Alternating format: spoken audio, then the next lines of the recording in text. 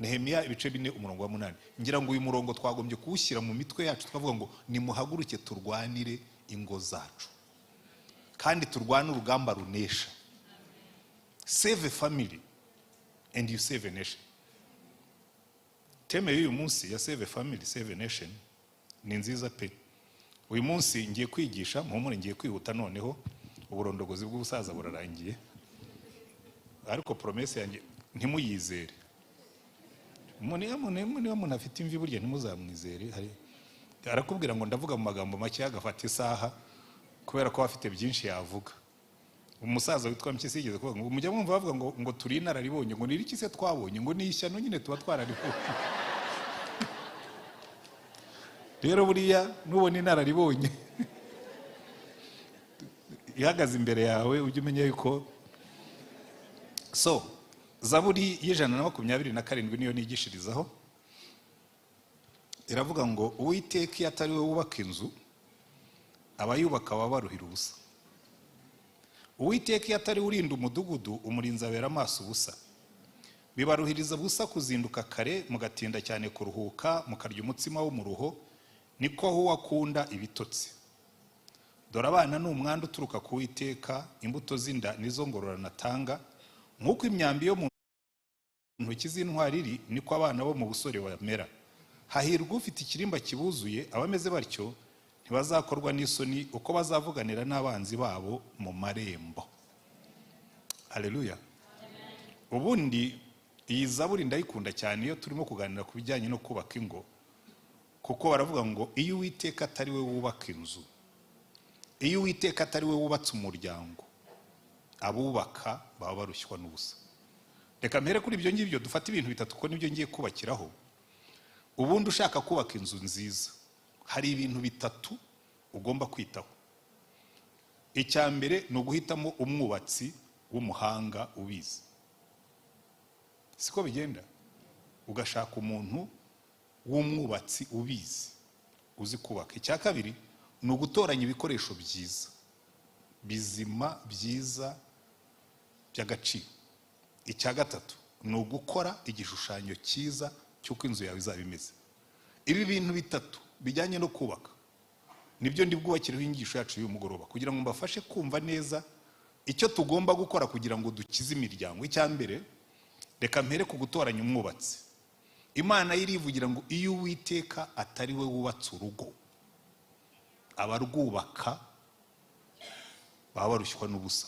Yesu yaravuze ngo umuntu wumva amagambo yanjye, muri Matayo ibice 7, ngo umuntu wumva amagambo yanjye akayakomeza ngo abameze nk'umuntu wubatse inzu ye ku rutare. Ngo abantu babiri barubatse, ngo umwe yubaka ku mucanga undi yubaka ku rutare. Ngo imvura iragwa, imivu iratemba, imiyaga irahuha, byikubita kuri izo nzu zombi. Bibabwira ngo niyo waba uri umurokore, uri umukristo, imvura izagwa tu, imiyaga izahuha, imivu izatemba, byikubite ku nzu yawe. Ntabwo ari wowe wabihamagaye, ntabwo ari wowe wabishatse, ubukene buzaza. Nihataza ubukene hazaza uburwayi, nihataza uburwayi hazaza n'imigisha. Erega n'imigisha nayo ni ikibazo. Uzi ko Satani yinjirira mu mugisha. Daire mbona muri kino gihe umugisha niwo wabaye ikibazo. Hari abantu babana neza iyo bakiri abakene pe, bakabana neza iyo bakiri abakene.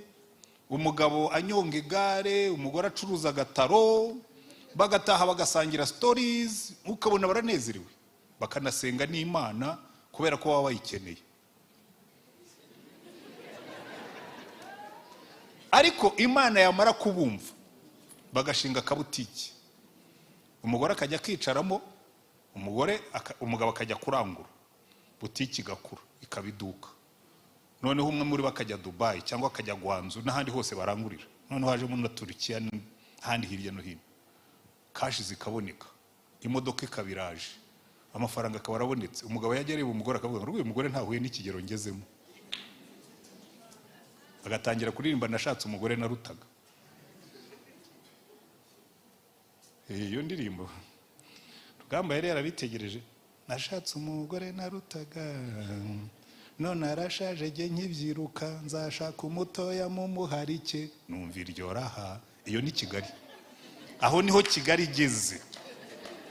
Imigisha ya Kigali narayibonye, ushyize no mu rubanza naguhingero, abantu bagendanaga neza, imodoka zitaraza, amafaranga ataragwira. Ariko muri kino gihe numva iryo raha, none ariko nakabikiriza oya da wikabya, jya umenya gusaza utanduranije cyane.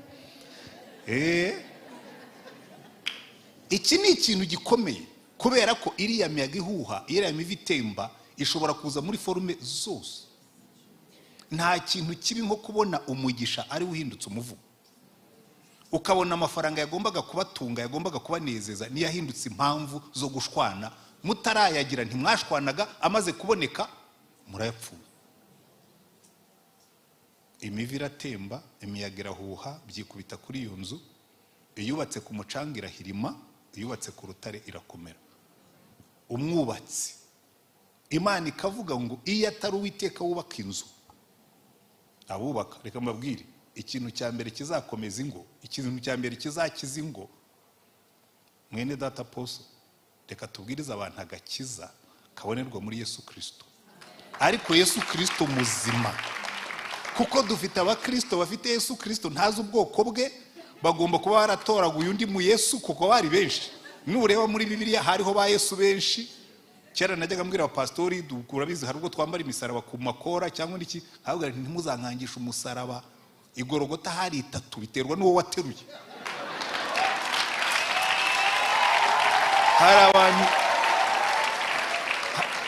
Hari abantu bayobotse Yesu utari Kristo, kuko hariho na babari Yesu, hariho na ba Yesu, hariho abandi ba Yesu. Hari abantu bashobora kuba barafashe Yesu utari we, kuko warafashe Yesu wa wundi muzima. Hari ibyo udakora, hari ibyo utajyamo, hari n'ibyo udatekereza. Iyo rero tuvuze ngo gukiza umuryango, Yesu ntabwo yaje gukiza abantu individu, ni naryo kosa twakoze. Yaje gukiza na za institution, yaje gukiza umuntu, kubera yuko umuntu niyo raw material, nicyo gikoresho bubakisha, ariko bubaka na za institution zifite amabwiriza. Ndaza kubigeraho. Iyo tuvuze ngo gukiza umuryango, twe ntidushobora gukiza umuryango, ariko Yesu akiza umuryango, kuko adukiza ibyica umuryango. Ariko uzi burya kugira ubutatu bw'Imana butuye mu rugo, the Trinity at home, Imana Data, buriya jewe mu bintu Imana yanyigishije bikomeye. Nkiri umuseribateri numvaga rwose nshyitse. Hari igihe abantu bavuga nkabumva, kuko jewe natangiye ndi umuseribateri, ubundi mba focused mu buzima bwanjye, sinigeze njaraja. Iyo ndi umunyeshuri narigaga, kuko nari mfite target, urukiramende rwanjye rwari hejuru cyane, kandi koko akaba ari rwo ngenderaho. Ndangije ngiye mu kazi niha target yuko ngomba kuba umukozi utagira ikintu ajorwaho. Niba ngiye kwigisha ngomba kwigisha ku buryo nibajya ku nkota ba hotelite cyangwa trebo, bitewe nuko directeur yaramutse, ariko nta bintu byo kujandajanda no ku oya. Noneho nkajya numva nibyo mu rugo rwose, ubwo ngomba kuba ndi tayari kabisa. Ntangira no kubiteganya, ntangira no gupanga, niha target yuko nzarongora afite inzu muri Kigali, kandi nari umwarimu hirya hari Rurino, mfite inzu. Twebwe mu gihe cyacu, ariko abajene ubu sinababwira iby'inzu.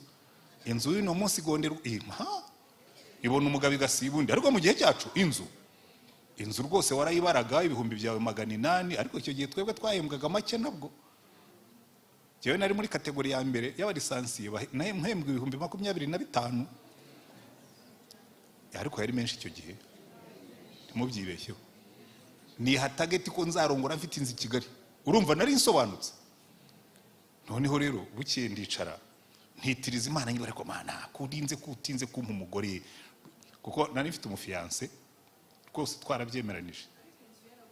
Wihangane ndaza kubigeraho. Ndashaka kubanza gufasha urubyiruko kugira ngo babe comforted. Iyo Uwiteka atari we wubaka inzu. Noneho umukobwa jewe urumva ndi focused, narangije secondaire ifite imyaka 19, njya muri university, mpita niha focus. Ndavuga ngo ku myaka 25 nzaba narangije lisanse, mfite umufiance ufite imyaka 21, kandi nzarongora afite 25 target. hanyuma koko ibintu birikora kuri 24 nari umwarimu muri universite mfite inzu ya universite ko twebwe baduhaga amazu ari na ekipe ndavuga nti sasa ibintu byanjye Imana ibishyira ku murongo nari ntarakizwa ariko mu byitondemo hanyuma umwaka urangiye mbona ibara witurutse muri ministeri ngo kubera impamvu za leta ntukira umwarimu muri universite wabaye redeployé muri secondaire banyohereza Rulindo muri troncome ngeze y'imishinga yanjye yose itangira gupfa 25 sindongoye 26 wa mukobwa nari mufite 21 tagati yanjye nayo nayigezeho kwitoranyiriza nyine ntacyo yaratwaye hanyuma kuri 27 ahubwo ubwo nageze Rulindo mpita nkizwa ahita nkatira carte rouge arambwira ati wenda ndabona wizarira mu mayira kandi nabonye undi saho ugira urugendo ruhire nanamutahiye n'ubukwe ndanamutwerera abiyahura simbamo oya ufite Yesu oya jewe rwose hari ibintu ushaka kwigisha urubyiruko umukobwa nakubenga cyangwa umuhungu ujye umubwira utumva ubu ni ikimenyetso Imana irambwiye ngo ntiyari wowe ubwo wanjye ari imbere hari finish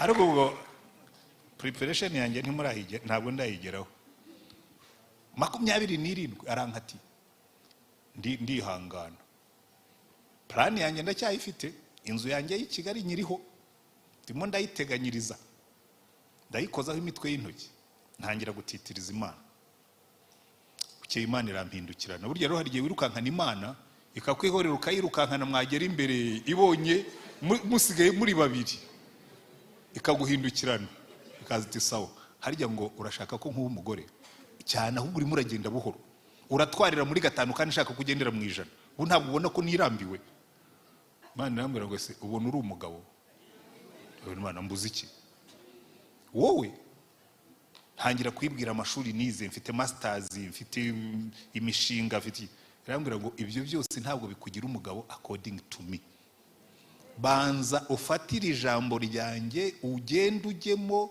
urebe ibyo ntegereje ku muntu witwa umugabo maye ndicara mfata Bibiliya nari narayisomye pe nzi no kuyisoma nzi no ni nabyo nize no muri university ndagenda nkora étude biblique ku kintu cyitwa umugabo according to God Imana irambwira ngo number 1 niba uzaba umugabo according to me ugomba kuba umutambyi urugo rwawe mutegerejeho yuko uzasengesha urugo rwawe ukaruyobora mu ijambo ryanjye nkaba Imana yawe urugo rwawe nkarutahamo nkuko najyangenda kwa Adamu na Eva ishyiraho tik ndashaka yuko wiga kuba umukunzi w'umugore wawe ukamukunda nkuko Kristo yakunze itorero akaryitangira sinzamubona afite umunkanyari sinzamubone yazinze umunya kubera amagambo yawe cyangwa imyitwarire yawe kunda umugore wawe nkuko Kristo yakunze itorero ndandika mutegerejeho ko mu rugo rwawe uzaba umurinzi w'urwo rugo ukarurinda amakimbirane ukarurinda inzara ukarurinda ku buryo ukarurinda nkuko Kristo arinda itorero rye tangiye mutegerejeho kuzaba umurezi w'abana bawe ukabaha indangagaciro abantu benshi bibeshya yuko kuba umurezi w'abana bawe ari kubohereza muri Amerika kohereza muri Canada no burya ikizagira umwana wawe ni indangagaciro uzamubikamo zikazamuherekeza kuzarinda agera hehe Imana irabinsobanurira neza ndabyandika ndabitunganya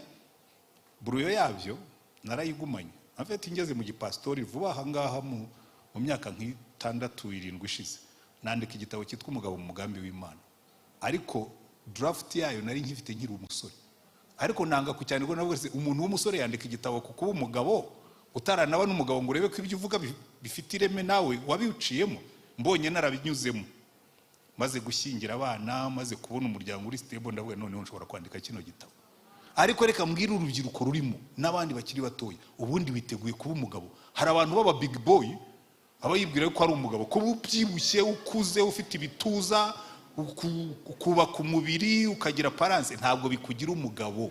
Benshi muri bo ni ba big boy, ahura n'ikibazo akabivamo. Uratwara umugore ngo aragustressa. Uzi ukuntu dustressa Kristo ko ataratureka? Kugiye ngo umugore ustressa, ngo umugore untesha umutwe, ko Yesu atarata umutwe n'ukuntu tumuhemukira. Ntabwo twigeze twitegura. Jewe Imana yanteguye nkiri umusore, hanyuma irangije yibonye ngira ngo maze kubi, iravuga ngo sawa noneho reka mutwikurure uwawe nguyu. Twabahaye uhamya hano, ampagarara imbere ndamubona. Ikintu cya mbere baratubwira ngo umwubatsi w'umuhanga uzatwubakira ingo ni Imana. Tukinjiza ubutatu mu rugo rwacu, Imana data ikatubera umubyeyi. Uzi kwicara mu rugo ukaba ufite umugore uzi ko ari umwana wa buriya fani. Ibintu by'Imana turongora abashiki bacu muri Yesu. Aza ari umukobwa w'Imana, nanjye nkaza ndi umwana w'Imana, nkicara mvuga ngo uyu mwana w'Imana sarandeba, ariko umugisha mfite nuko ari na papa. Muri Yesu ho abavandimwe bararongorana. Amen. Kuko bya bindi byica ubuzima batubuza byo nibyo mu mubiri, genetics zo mu mwuka zo ziteye ukundi. Ariko guhora iteka ryose uzi ngo hari ibyo ntakora kuko mfite papa. Buriya hari ikintu mpora nigisha abantu bavuga nti buriya urugo rurimo Yesu rubamo abagabo bakunda abagore, rubamo abagore bakunda abagabo bakabubaha, rubamo abagabo badahemukira abagore. Wayi? Kuko mba nzi ngo niyo umugore wanjye namusiga i Kigali nkajya Thailand, niho hantu haba ibintu by'ubusambanyi burenze. Njya nkunda kubitanga buhamya kuko rimwe nari mpuriyeyo n'umujugujugu. Hari ikintu kimwe kizandinda aho njya hose, no kumenya ngo ngendana na Yesu. Reka mbwire buri muntu wese wicaye hano muri uru rusengero, waba uri umusore, waba uri umugabo cyangwa uri umugore, ikintu kizakurinda kikakuvanamo umuntu wubako, kikakuvana muri yo rumatiriyo, no kuba ufite Yesu muri wowe. Kuko Yesu muri jyewe niwe ukundira muri jye, niwe urindira muri jye, niwe ukorera muri jye kubw'umwuka wera. Cyo nababwiraga by'ubutatu. Buriya ikintu abantu batazi, hari ibintu bikomeye bitugira abo turi bo. Akenshi twatinze ku mbaraga z'umwuka, ariko burya ikintu kitugira abantu, abagabo beza n'abagore beza, ni imbuto z'umwuka. Bibiliya iratubwira mu Bagalatiya 5:22 ngo imbuto z'umwuka ni urukundo, ni amahoro, ni ibyishimo. Iyo niyo atmosphere igomba kuranga urugo rurimo Imana: urukundo, amahoro, ibyishimo. Kandi ntabwo biba bishingiye ku biryo, ntabwo biba bishingiye ku bwinshi bw'amafaranga. Jewe ndabizi, nshobora kubivuga. Jewe ndongora, ngira ngo ni Ferina wabivuze, jewe ndongora, Imana yankoza akantu. Nari mfite akazi, Imana irambwira ngo va muri aka kazi urimo ujye kunkorera. Njya gutangira umurimo w'Imana mu muryango witwa IBYO. Nta mushahara, nta yakazi kampembaga, mfite umugore, mbwira Imana uzimana ibi ngurimo gukora nibiki. Nta yakazi, narongoye, none nimve mu kazi. Ngo nakubwiye ngo demission uve muri aka kazi, ngiye mu kazi katagira umushahara, katagira naho gakorera. Pioneer. Ndagenda njya, twara abantu 10 b'abasazi niko nabyita, twiyemeje ko umukozi tuzamwishyiriraho tukajya tunamuhemba. Uzi uko nahembwaga? Bakoraga mu mufuka bagashyira amafaranga ku meza, nkayaterura nkashyira mu mufuka wanjye, nkakurayo nkodesha biro aho twayikodeshaga, ari nkakuramo umushahara n'imisoro ya leta n'ibindi. Nuko nahembwaga. Aventure. Ariko Yesu, numva rero ngo aventure irapfa. Maze kurongora ndongoye mu kwezi kwa 8, tugejeje mu kwezi kwa 10 inkotanyi zitiba twahageze, liberation iratangiye. Noneho no guterana, guhura nk'amatsinda birahagaze. Umushahara wanjye uburiyemo. Ariko burya Imana izagutungira gutunga tu. Hari ubu ngubu ngewe ngira amatara menshi, nari naranditse ikinamico. Najyaga nandika amakinamico ariya yo kuri radio. Nari naranditse ikinamico, numva kuri radio igihe kirageze cyo guhemba batsinze ikinamico, bati ikinamico yabaye ya mbere Rutayisire Antoine 150 babishyirira kuri konte, ndavuga ni kabisa uyu korera Yesu yadutungishije manu. Madamu akazi ke baramujujubya muri kino gihe, baramujujubya ariko byose ibyo sinshaka kubitanga buhamya, Imana irabikemura kuko ikizaranga urugo, urukundo, amahoro, ibyishimo. Washoboraga kuza iwacu ntumenye ko n'ibyo bibazo bihari. Oya, kuko iyo umugabo n'umugore bakundana bashobora kurya ubusa, bakarya imboga zonyine, bakarenzaho amazi kandi wababona ukabona babyibushye, kuko iyo Yesu yashyizemo ikiganza cy'ibintu birakunda. Uretse ko ntabwo twigeze tuba mu bukene burenze, oya, ariko Yesu yaradutungaga. Imbuto z'umwuka, urukundo, amahoro, ibyishimo, ibyo bintu bitatu nubona mu rugo rwawe bidahari ujye umenya ko umwuka wamufungiranye, kuko iyo ni atmosphere y'abantu bafite Imana mu rugo. Imbuto z'umwuka ni urukundo, ni amahoro, n'ibyishimo. Noneho mu mibanire yabo bakavuga ngo barangwa no kwihanganirana, ingeso nziza. Hari ibintu bitatu bigora abagabo muri ziriya mbuto z'umwuka. Ubyumva neza iyo ubishyize mu Cyongereza. Baravuga ngo imbuto z'umwuka ngo ni ukugira neza, kindness, kugwa neza, gentleness, kwiyoroshya, meekness. Ibintu kugira ngo usabe umugabo kwiyoroshya, kuba gentle, kuba kind, ubundi usanga ari ibintu nk'iby'abagore. Ariko Imana iravuga ngo niba uri umugabo according to Jesus ugomba kuba gentle, ukaba kind, ukaba meek. Ingeso nziza, kugwa neza, no mu byo ukora byose, waba uri mu rugo waba uri ahandi, izindi ebyiri zirimo ukamenya gukiranuka no kwirinda. Ibyo bintu nibwo butatu bw'Imana mu rugo. Urugo rurimo umugabo wuzuye amahoro, wuzuye ibyishimo, wuzuye urukundo, ufite kwihangana n'ingeso nziza no kugira neza no kugwa neza. Ujya hanze cyangwa ari mu rugo, mu marembo cyangwa mu ihema, agakiranuka kandi akirinda. Imana mu rugo. N'umugore umeze atyo.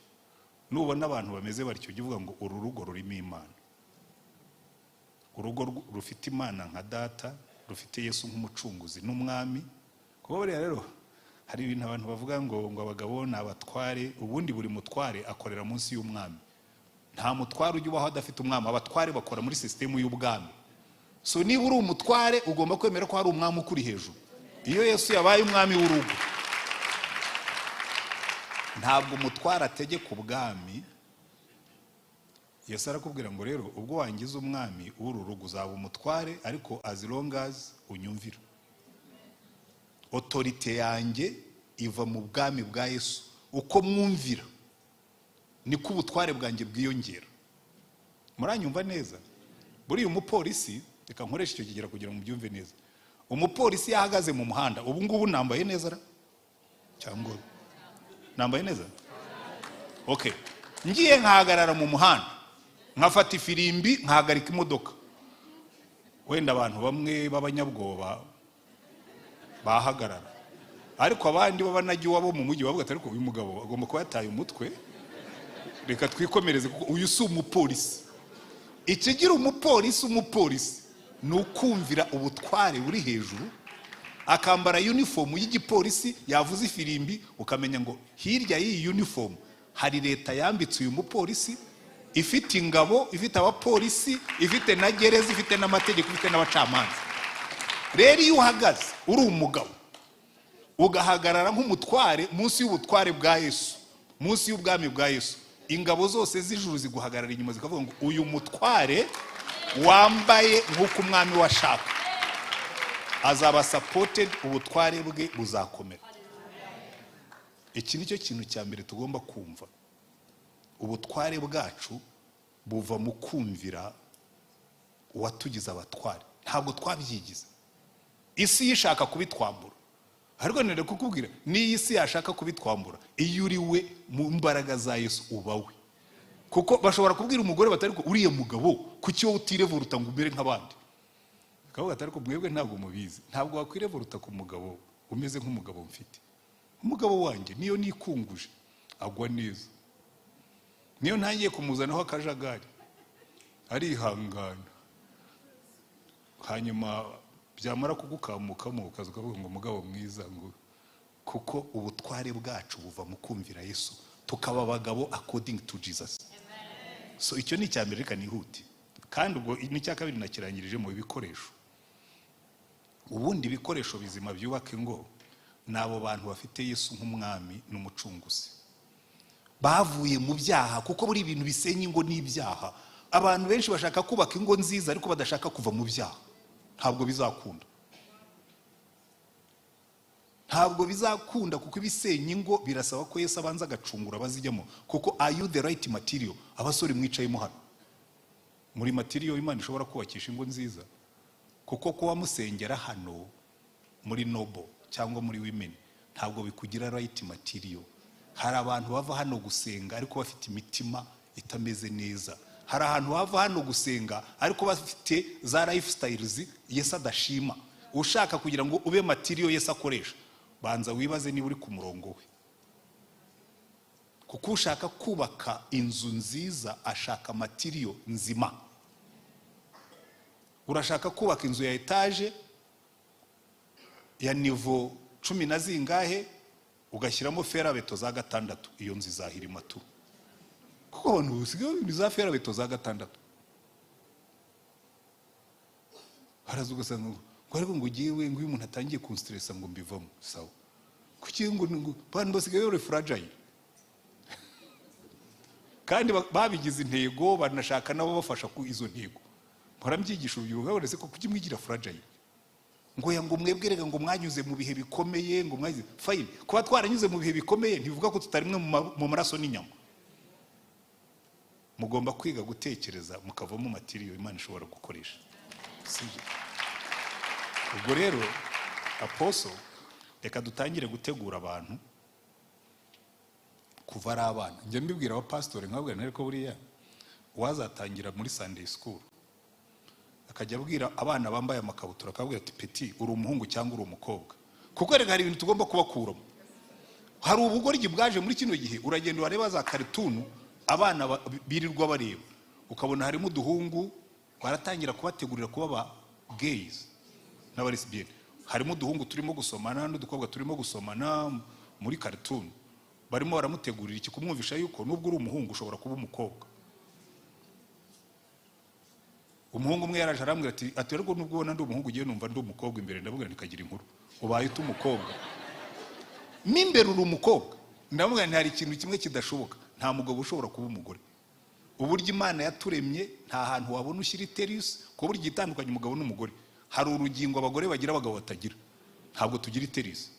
Inda nyababyeyi ijya mu ruhinja ntayo tugira, nta nubwo wabona aho uyishyira, ibyacu biruzuye. Ni impamo abazi biology muzambwira, abaganga barimo hano mubwire, ushatse gushyira umwana mu nda y'umugabo wamushyira hehe? Jewe igifu cyanjye kiramanuka kigafatana n'amara kigafatana byose, nta mwanya urimo wo gushyira mu mwana. Bikubwira ngo iyo umuntu ambwira ngo ariko mo imbere ndi umukobwa, ndavuga ubukobwa bwawe buri hehe? Ariko Satani afite ukuntu abyinjiza mu bantu. Ariko nidutangira bakiri bato tugafata agahungu k'imyaka 5 tukabwira ngo umva petit, ubwo wambara ikabutura ukaba uri umuhungu, uri umuhungu ati ubwo uzaba umugabo. Kandi kuba umugabo ni iki bivuga? Uhere ku byo ashobora kumva. Nabo mutineja wongera uramfuruza, nabo urubyiruko ube wamuteguye ajye kugera igihe cyo kurongora azi ibyo agiyemo yarabiteguriwe igihe gihagije. Naho ubundi niba dushaka gukiza umuryango, reka tuve mu bintu byo gutanga paracetamol ku bantu barwaye malaria. Mwebwe mwicaye hano mwarangije kugorama abenshi. Nukuri erega burya hari ibintu abantu batazi. Hari igihe ubwira abantu ngo urugo rwiza ngo rumera rugutya. Reka mbere cyo bimeze.